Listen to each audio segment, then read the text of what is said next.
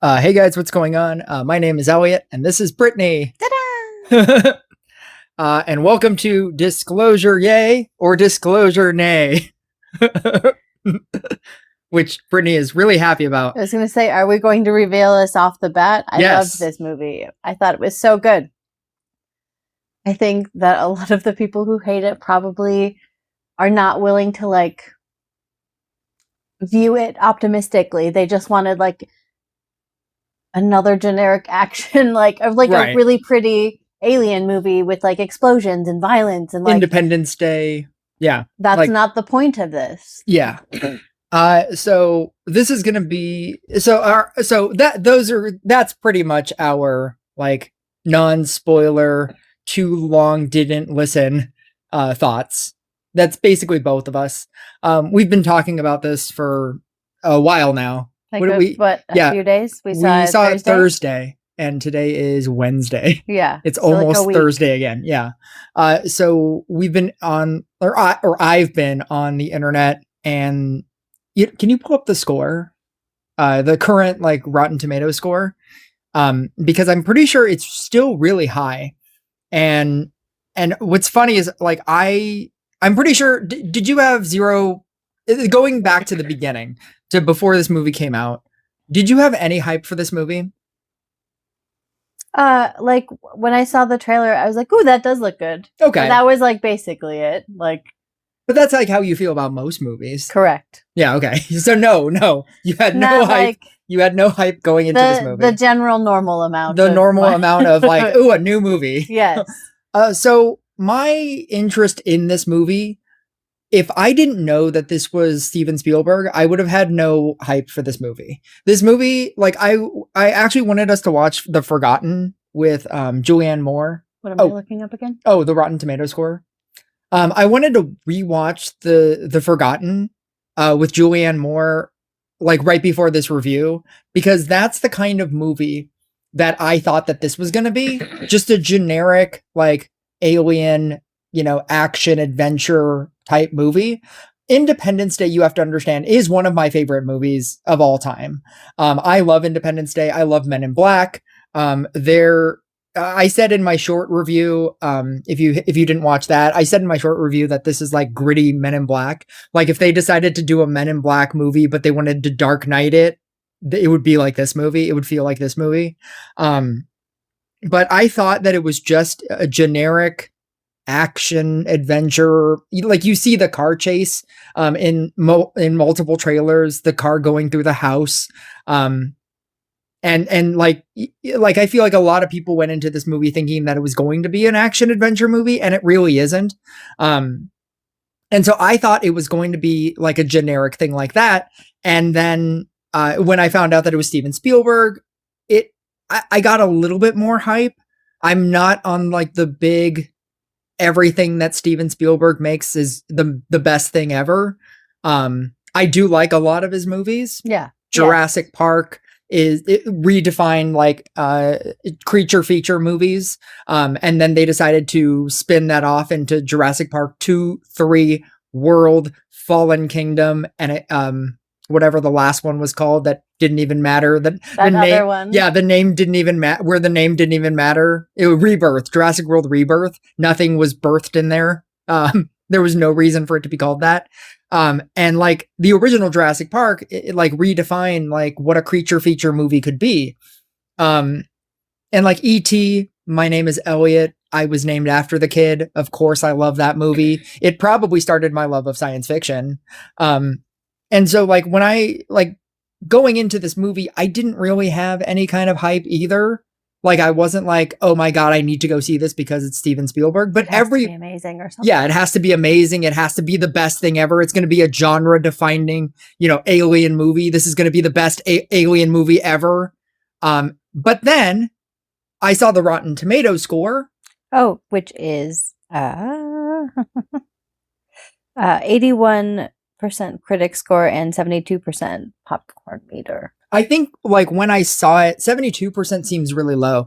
I think when I saw it originally, it was even higher than that. I think it was around 80 when you saw it. Yeah. But this still feels like a reasonable. Yeah, that feels like a more reasonable, to what I've been seeing online. But when I first saw it, and if we would have done this Thursday, it was at like a 90-80 or like an 80, high 80, low 80. I don't think it dropped below 70, which isn't like the worst thing. No. But I mean, like, I'm saying, like, when we were going to go see this, they were really high scores. Yeah. There were like critics saying that this is like the best Spielberg movie in 20 years because it certainly wasn't Crystal Skull and it certainly wasn't Dial of Destiny. So, you know, like, I'm like, that's to say that, you know, what's funny, like, Raiders of the Lost Ark and the Indiana Jones trilogy, like, as a whole, if you want to know how much I love Steven Spielberg, I watched Raiders of the Lost Ark only because it was featured in the Big Bang Theory episode where Indiana Jones doesn't need to be in the movie. And so I watched that movie with that in mind. And yeah, he doesn't need to be in that movie. And the entire plot plays out it plays out the exact same way. And I finished that movie and I said, this is just a bad ripoff of The Mummy with Brendan Fraser. Because The Mummy is my Indiana Jones. That was the era that I grew up in. So I don't have like the nostalgia for every single Steven Spielberg movie ever made. And you know what, just to say that, you know, it's not that I hate Steven Spielberg. No, not by any means. One of my top 3 favorite movies is Minority Report. And I don't even think that most people care for that movie as much as I do. And it was like one of the first movies that I watched in a string of bad movie experiences that I was having, where every single thing in that movie, it shouldn't work, and it does. It's a movie that is so complicated and it has so many twists and reveals that should not work, and it all works for me. And it all like just keeps answering. The movie keeps going and it keeps answering everything. And not a lot of movies do that. Kind of like this movie. Back to Disclosure Day. But that's not like what this movie is trying to be either.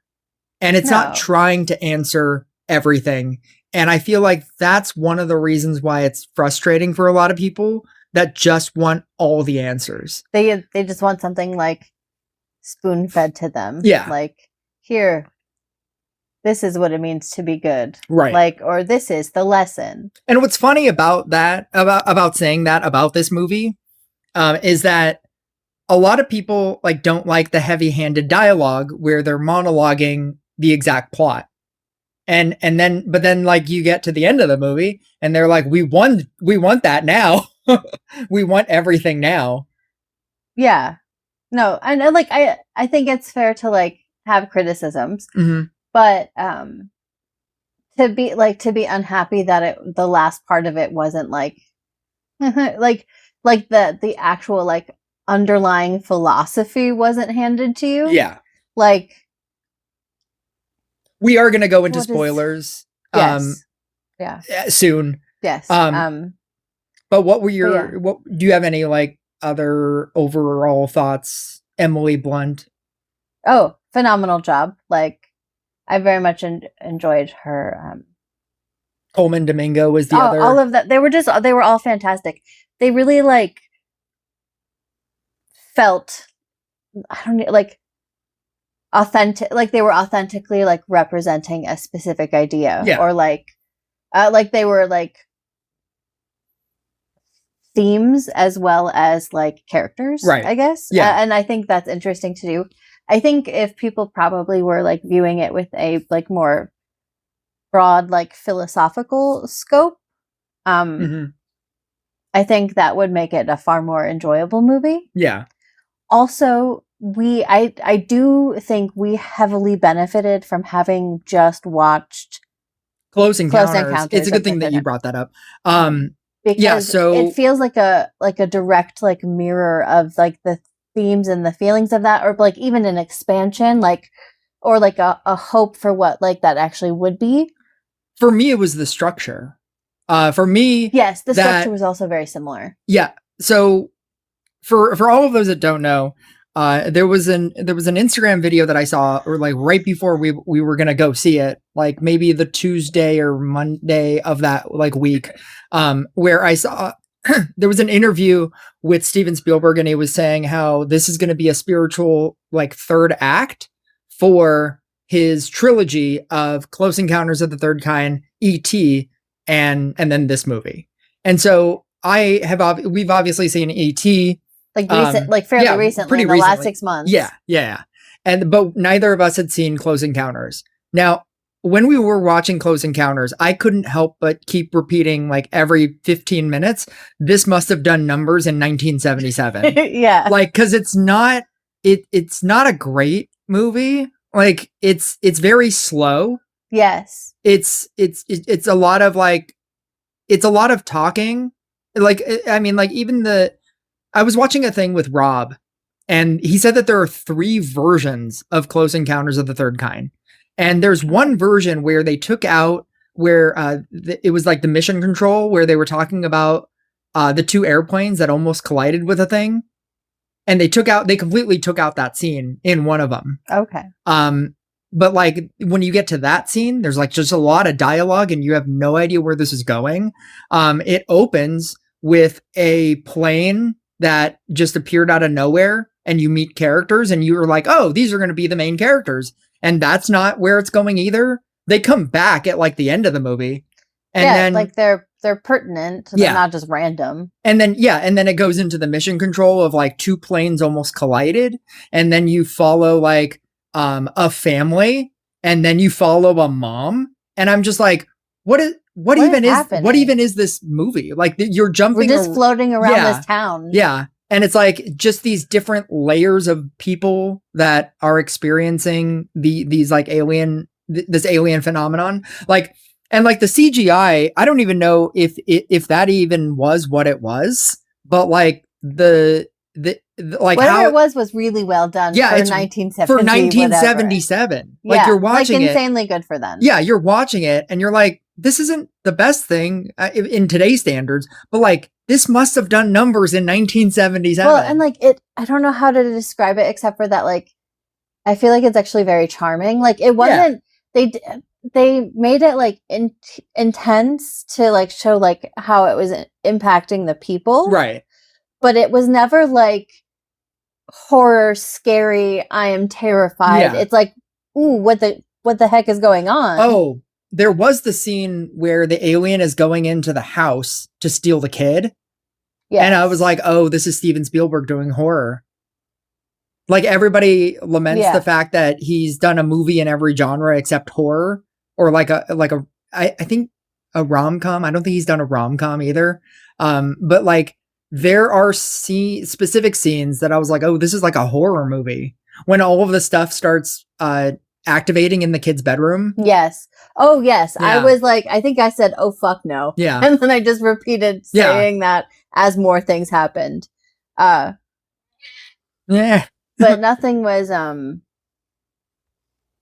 like, it wasn't gory or like the, I don't know, like the aliens themselves were not like overly scary, right? Or like their ships weren't scary. They weren't doing super scary things. Like it was a hopeful movie. Yes. And what's funny is like, as a person who watched Independence Day and loves that movie, when the aliens like hover around something, you just kind of expect them to like blow the thing up. And so this is like the exact opposite of that, where it's aliens and they want to be here to help humanity, or they want to just like make their presence known. Yes. Oh, and they're like, we have to figure out how to communicate with them. Yeah.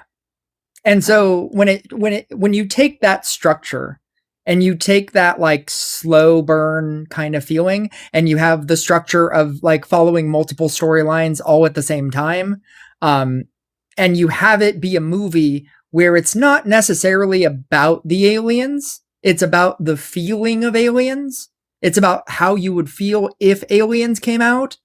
I think, or like how you would hope that like humanity reacts to that. Yeah. Because also like, I think it's very silly that some people are insisting that he's out of touch and he thinks this is how humanity would react, because why wouldn't we just blow them up? Why wouldn't we just do blah, blah, blah? And it's like, it's frustrating because it's so clearly not meant to be what is the most likely thing that would happen. We all know if you want to go see like bombs and dying, like go watch that movie. Go watch that there's movie. Alien and Aliens. But like it's so clearly meant to be like, this is what humanity could be. Like, this is what we could do if we pulled together. Like, we could create more. We could learn more. We could work with like beings that know more than we do. Yeah. We have that potential. We have the ability to come together to actually make a better world. We have that potential. And it's like a reminder of what we could do. It's not meant to be like, it's not meant to be this super grim, like gritty, like this is realistic. This is like, we have that already. He did also say, because he also did War of the Worlds with Tom Cruise. He did say that was his response to 9/11. If you want to see like alien destruction, his version of an alien destruction movie, it's War of the Worlds. If that's what you were expecting when you went to go see Disclosure Day, you'll be very disappointed. That's not what this movie is at all. It's not a movie about aliens and an alien invasion. It's a movie about empathy. I think that's, take a shot every time we say empathy during this pod. But that's literally what it is. And, like to start going into spoilers, because obviously by now, that we're positive on this movie, and that's the opinion that you should definitely have as well. Because it's the correct one. What's funny about that? I think it's more the authentically hopeful one. Yeah. And not like bitter or cynical. Well, no, like, because like it's however criticisms are valid. Yeah, however you want to feel about the movie, that's how you should feel. Yes. But I do feel like somebody on Instagram was talking about this, because the discourse, with the movie being so high, because 72% is still very, very positive. Yeah. As low as that sounds, Rotten Tomatoes is a thumbs up or thumbs down rating scale. And that means that if you interviewed 100 people, 72 of those people would say this was a good movie. Yeah.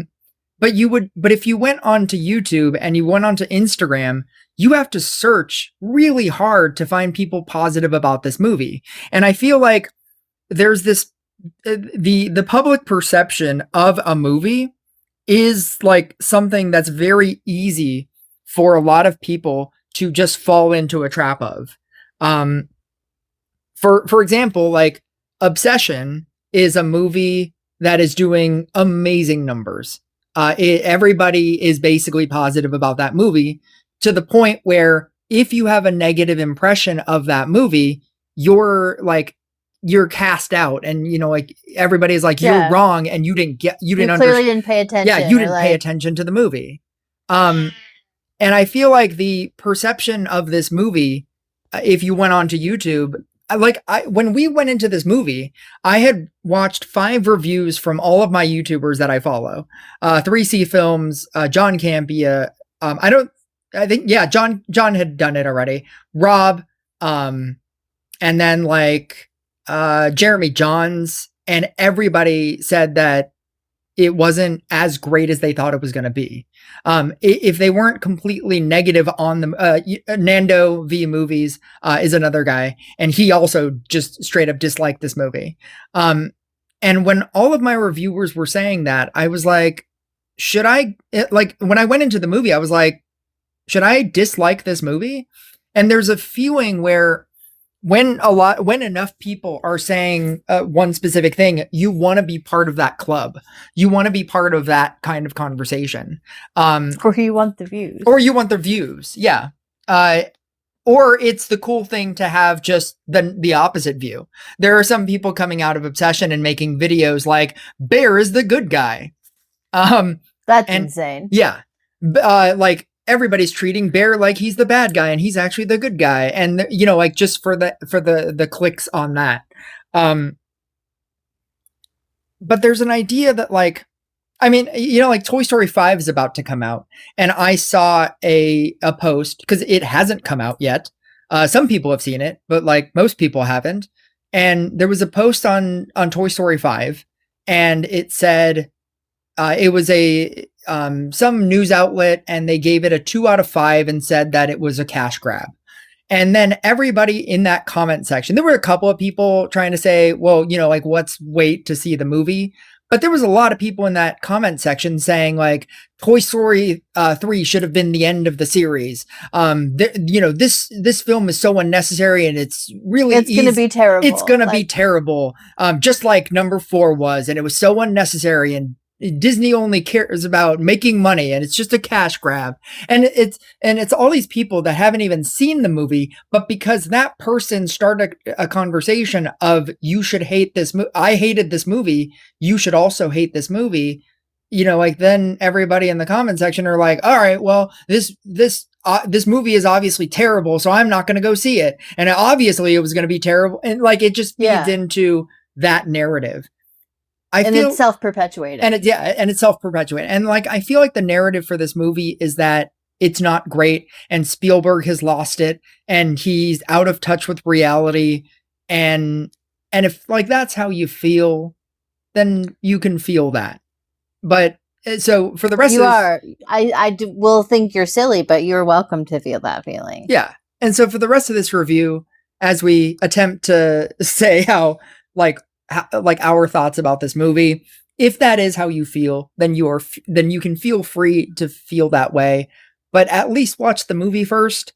And we're just going to say like how it hit us and how we perceive the movie. And I feel like the best way to start 21 minutes into this podcast about actually talking about the movie is to continue not talking about this movie, and for you to explain your perception on the red blue button that was attributed, unless you don't want to do that. That's too long. It's too long. And it's too much. There's like a short version of that. I guess the shortest that I can. So if you guys don't know, you okay, explain it. Then. If you guys don't understand what the red blue button was, this was a question proposed that if you want to start a war in a comment section, you just present this question. And it's the idea that there are 2 buttons that everybody is given a choice of pressing. And like it's an independent choice, and you can either press what is it, like the red, if you press 100%. Well, no, you're just guaranteed to live if you press the red button yourself. Okay, so if you press, people who press the blue button die. Yeah, if you press the red button. So if you press it, okay, so there are 2 buttons, a red button and a blue button. This was attributed to like Mr. Beast, because Mr. Beast like decided to do this, and then everybody like jumped on that bandwagon as a trend. And it was the idea that if you press the red button, you are guaranteed to live. No, I'm sorry. Yeah. If you press the red button, you are guaranteed to live. Whether or not people press the blue button, but if you press the blue button, well, and also if you kill everyone by pressing the red button. If there are less people that press the blue button, all of the people that press the blue button die. If there are more people that press, you only need 20% of people to press the blue button for everyone to live. That's the rule. That's why it's like an incredibly low barrier, which is why I don't understand everyone insisting on pressing red. You should look this up. I'm not going to do that. I do not have, that's too much. It was an incredibly low percentage. It was less than 50%. Maybe it was 40%, not 20%. But was it not 50? Was it not above 60? No. Or above 51? No, it was a minority percentage. Like, that was the whole point. You didn't need a majority. You just needed enough people to give a shit about everyone. I hope you guys understand what this was. It's a whole lot. But basically what it comes down to is if you only care about guaranteeing that you live, that means that you are also willing to live in a world that doesn't allow for people to disagree with you.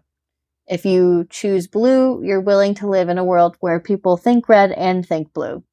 Right. And you think that all of them should live regardless of whether or not they agree with you. Right. Like, at the end of the day, that's the world you're choosing to live in. And it just endlessly frustrates me that people don't think about, like, the actual implications of the experiment. It came down to a lot of people that said that they would press the red button. It was because whether or not if you press the red button, you were guaranteed to live. Yeah. And if you press the blue button, there was a chance that you would die.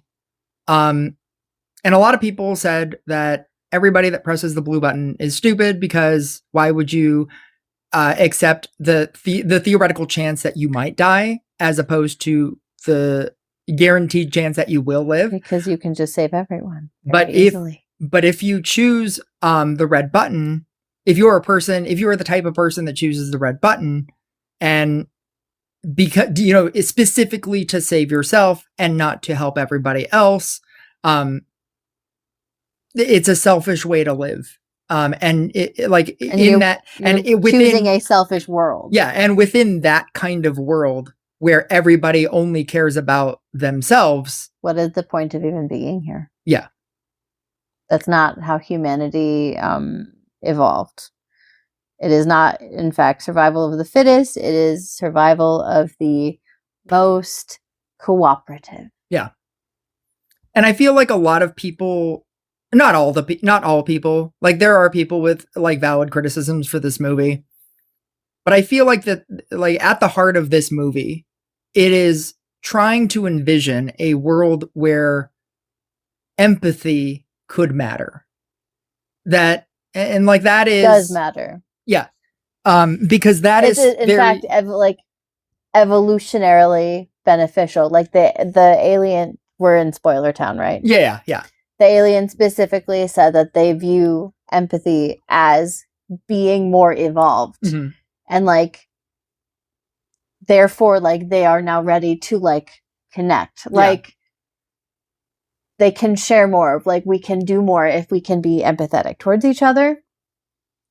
And also then the fact that, oh gosh, what's her face? Emily Blunt's character. Like,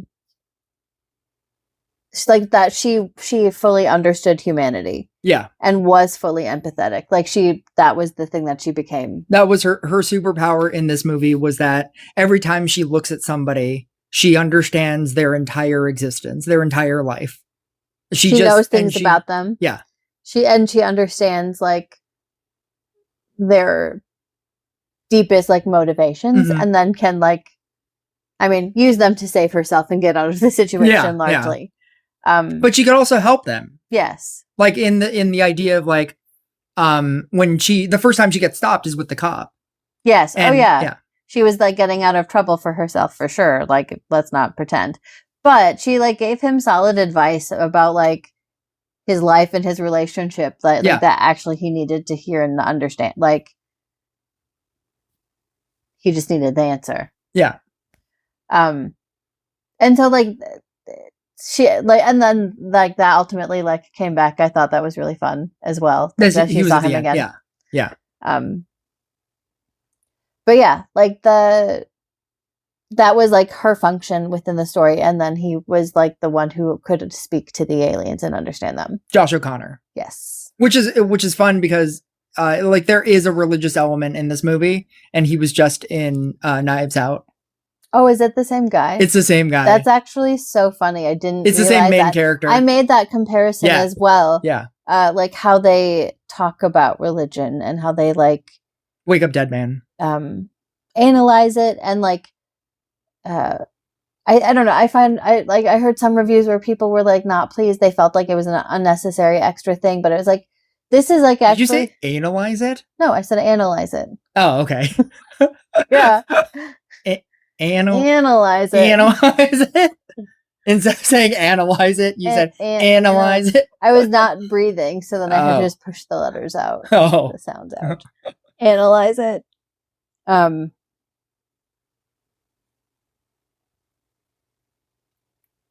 Wake Up Dead Man. Tangent. Yes. So, like, the the way that they treated religion as like a vital part of some of humanity's existence, and like the idea that what if this knowledge it like breaks faith, how like humanity can't survive that, but like we have the right to know. That's like one of the first like questions that this poses. But like by the end, like I like that it's the girlfriend who initially like questions that, and she's the one who has the used problem. To be the nun, By the end, like she talks to her mentor and is able to like she does that early on. Or no, I know, but by the end of the story, like she has this closure. Yeah. And so like they're able to close all of these loops about like the complexities of like the human experience and how they would actually be impacted by like confirmation of like such a thing. But it handles it without being like aggressive or like, no, they're not like, yeah, then religion would be dead. Ha ha ha. Like it's not that. We're not here for that. The point is empathy. And you caught the on earth thing before they even said it. Yes. Yeah. So like ultimately it was that like, if there's aliens, then does that mean that we're not God's highest form of creation? And what are all of the theological consequences of that? And she says, no, it's on earth specifically. We are the highest creation on earth. That doesn't exclude anything else. Like, so that was like a really like interesting way to address it, and to like she was then reassured about her concerns, and like ultimately it was that she had lost her faith in humanity. Right. She never lost her faith in God. She lost her faith in humanity. And so like it would like, I don't know. I feel like that's such like a lovely like way to encapsulate this and like include real like human culture. Yeah. In a situation like where like, what if we did just suddenly get this information? The point is, what is our best, like the best way we could react, not what is the most likely or like what is the most brutal. Yeah. And like, so that was a way that they addressed religion in this movie. And a lot of people were saying that like they wanted the religion movie, and that's not what this was, but they did address it. Yeah. And they did it like really well, I think. Yeah. And like very respectfully, but also like it wasn't like overtly religious. It wasn't being like pro-religion. This isn't Passion of the Christ. Yeah, like they're not trying to like add aliens to Passion of the Christ. Yeah, I don't know. There's probably a Tubi movie. It was oh god. Everything's on Tubi. Everything's on Tubi. If Velocipaster is on Tubi, there's probably an alien Passion of the Christ movie. Tubi is great. Go subscribe to Tubi. It's a special place. This video is sponsored to you by Tubi. the free streaming service. It's super not. Anyway. It was a good movie. You should watch it. Anything else? You don't have to like it, but you should watch it. A lot of people were talking about like the likelihood, and there's like a whole bunch of Instagram videos now, the likelihood of everybody stopping everything about their life and that was also hilarious. That would certainly not happen. And watching the news. Just like everyone pauses, literally mid-step. Yeah. Certainly not. Like all the cars stop, all the people stop, like walking across the street. Yeah.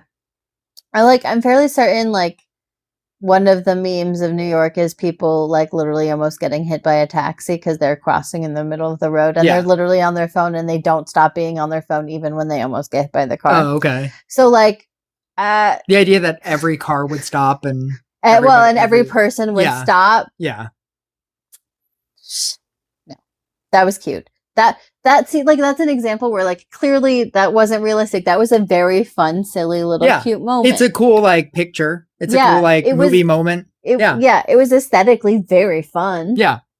Who says like aliens have to be gritty and boring and mean? This was like philosophically interesting, so it wasn't like shallow.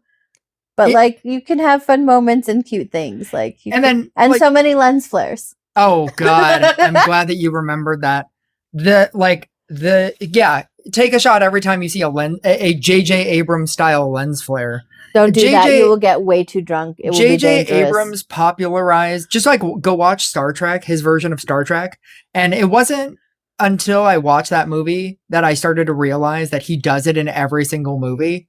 But there are so many lens flares in this movie. It's crazy. Just lens flares when there doesn't need to be one. And they just find a way to do it. It's crazy. That's glowy. Let's add in a lens flare. Yeah. That was a funny thing to do. Like, I don't know, like there were so many people also complained about the CGI. It was never meant to be that. Okay. Like the Coca-Cola commercial CGI. Now, it's like to address that in the movie, in the context of the movie, it is a dreamlike sequence with two kids. They would probably dream a Coca-Cola commercial.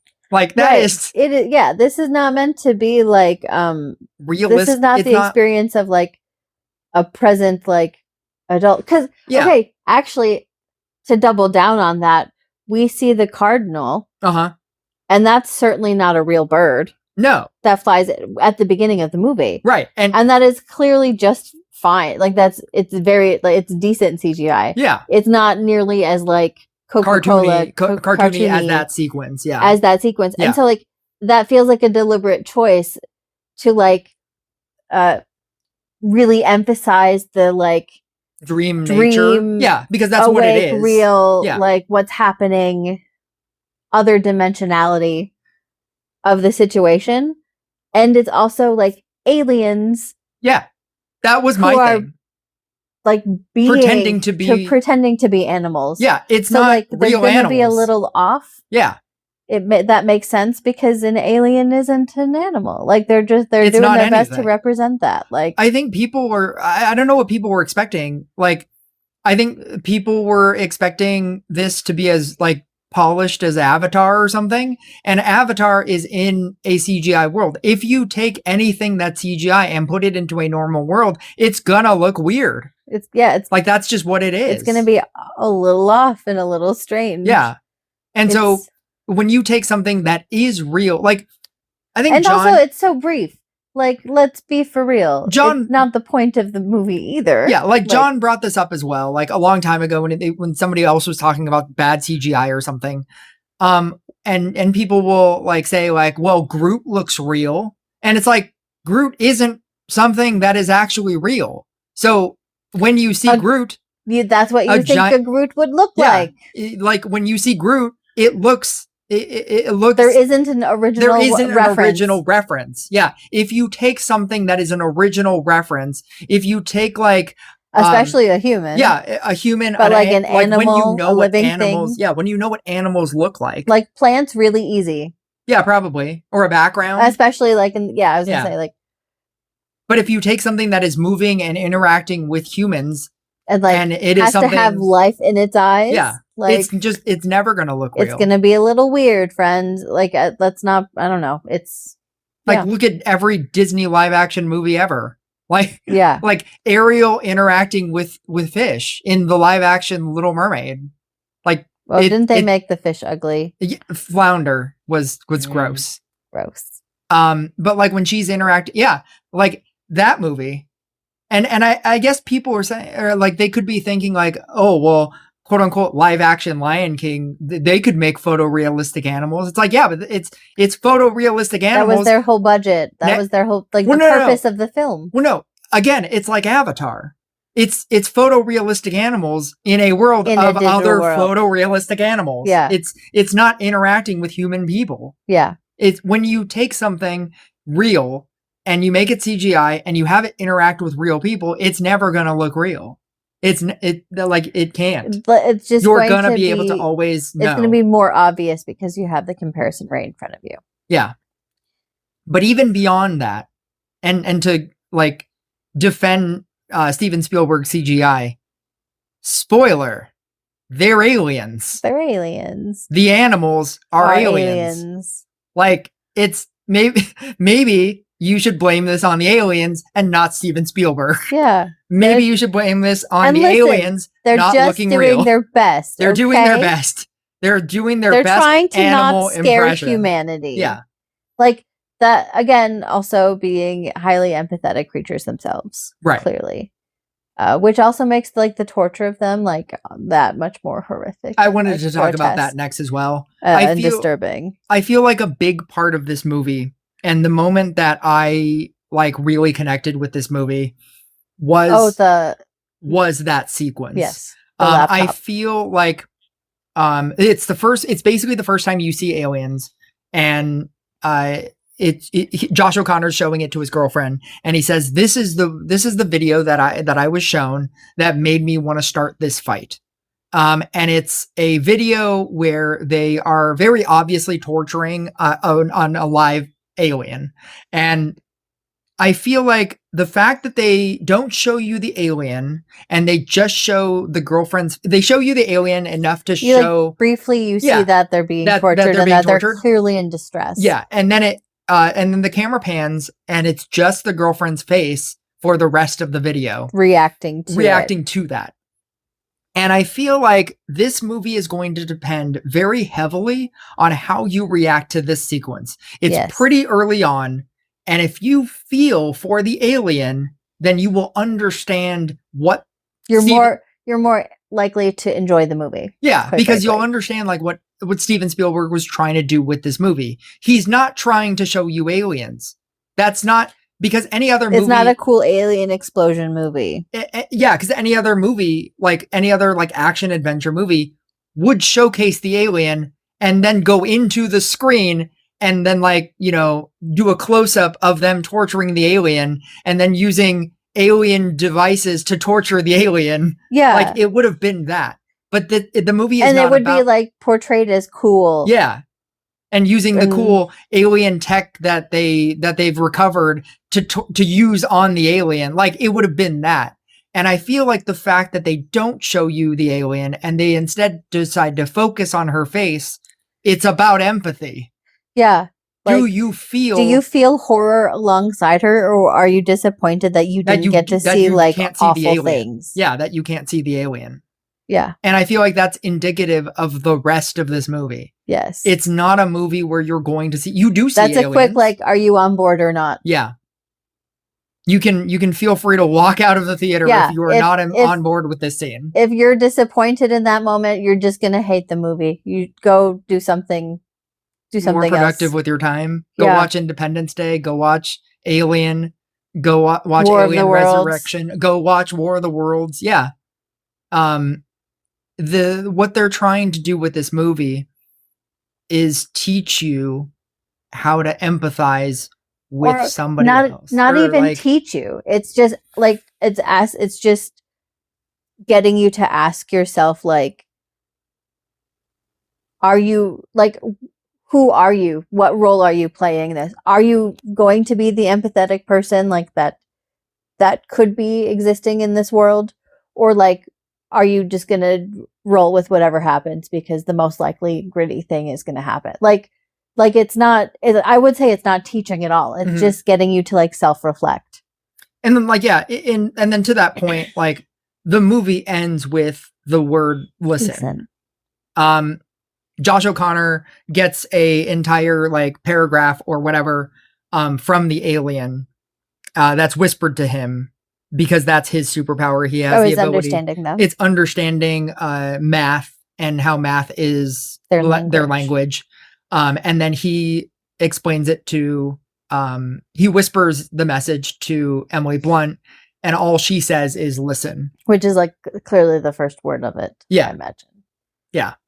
And then the movie cuts in a very Sopranos finale kind of way.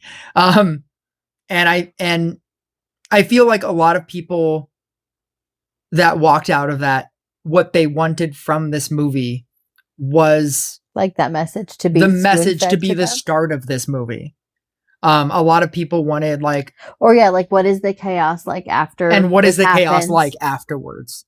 And Disclosure Day is the day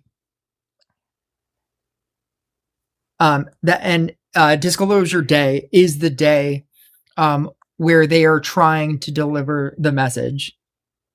It probably caught it. Yeah. Yeah. That's fine. It is getting late, so also we have to wind up soon. But yes. Yeah, like they wanted like the chaos of it. They wanted the aftermath, or like it to be like a third of the way in, and then like you get to see like society crumble. What is the like this? What dystopia befalls us? Yeah, it's like that's also not the point. It's not the point because he's not trying to give. We're trying to be hopeful. We're trying to like accept that it is okay to be hopeful. Mm-hmm. In a world, and again, like the negativity of like Toy Story 5, to like wrap it back to that, in a world that is very negative and very like we should kill the aliens. You brought up justified, and it's what you brought up the fact that they're called illegal aliens. Oh yeah, like we literally dehumanize our fellow human beings this way. And I was like, what else? I had like in my stupid brain. This is why Brittany's on the podcast, by the way. In my stupid brain, I was like, or what else would we call them? I was like, oh, illegal people. Or like you could easily call them like even if you wanted to do the unwelcome non-citizens. Yeah, there's like yeah, but I mean even just like illegal people like that. Yeah, like you could have called them that. But like the fact that we decided to use illegal aliens. That is our also low-key, I'm not saying that I don't feel that they're unwelcome. I would just like to make that very well known. Yeah. Sorry, tangential. The fact that people call them that. Yeah. It is like it is to dehumanize them. Right. It's meant like to make them feel other. Mm-hmm. And the idea that like because language matters. Yeah. And the idea that you would get to the end of this movie and feel like we need to like kill the aliens, or we need to destroy the aliens, or that the bad guy was right. Yeah, like the bad guy was correct and we were wrong, and you wanted to watch society crumble. Like if that's the movie that you wanted, this will not fulfill that urge in any capacity. It's not what Steven Spielberg was trying to do, and there is arguably enough of that already. And he wanted to make a hopeful movie that could be that there could be a different way where aliens are not the bad guy. And if we learn to work with them, and if this happened, if aliens were here, what is like the best outcome? Yeah, what is the best possible outcome that could happen?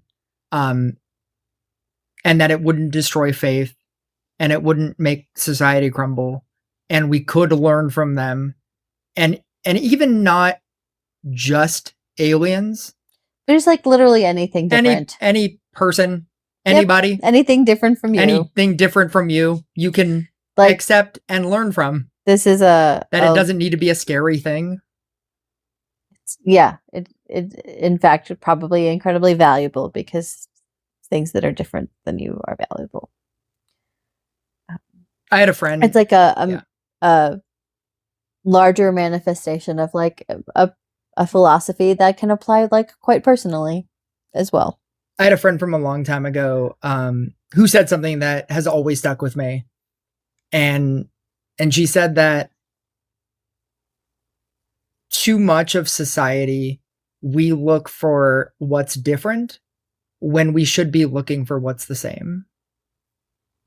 Like we focus on, oh, you're different, so like I don't want to hang out with you. People's differences to us rather than there are like similarities. Like why we are the same. Why we are actually the same. Yeah.